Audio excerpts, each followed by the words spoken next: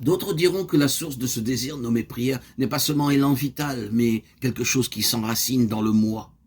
C'est un acte de liberté, un acte qui me fait émerger des déterminismes de la nature, un acte par lequel je m'affirme en relation avec l'autre.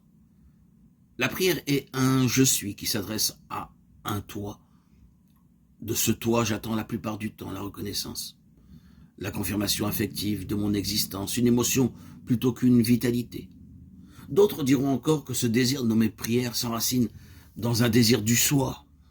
Non seulement je désire être moi, mais je désire aussi la totalité, la plénitude, ce que Jung appellera le soi, un désir d'entièreté, d'intégration. Les anciens gnostiques l'appelaient pléroma.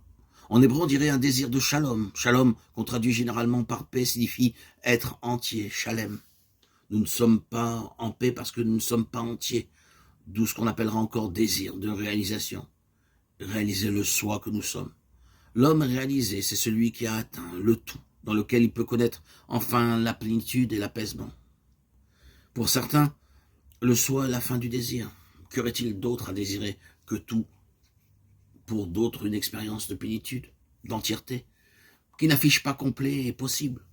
Elle laisse place à un autre désir, désir de l'autre, qui n'est pas seulement désir d'être désiré, mais désir de l'autre, voulu pour lui-même, dans son altérité, non en tant qu'être comblant mon désir, au contraire, en tant qu'être avivant mon désir, eau vive, qui ne se désaltère jamais, complètement ma soif. Ce désir serait le plus haut désir et ce qui fait de l'homme un être vraiment humain. L'homme n'est pas seulement un être à qui l'être manque, à qui la plénitude manque. C'est un être à qui l'autre manque.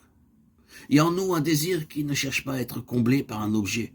Et il s'agira de veiller sur lui pour ne pas faire de Dieu le bon objet qui pourrait servir à cet usage et combler nos manques.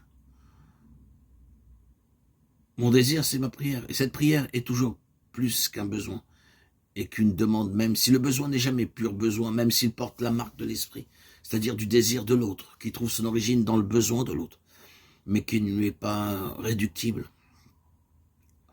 Désirer l'autre, en effet, c'est le vouloir pour ce qu'il est, ce que je ne suis pas. C'est par conséquent renoncer à en faire l'objet de mon besoin, renoncer à réduire l'autre au même, au soi ou à la totalité.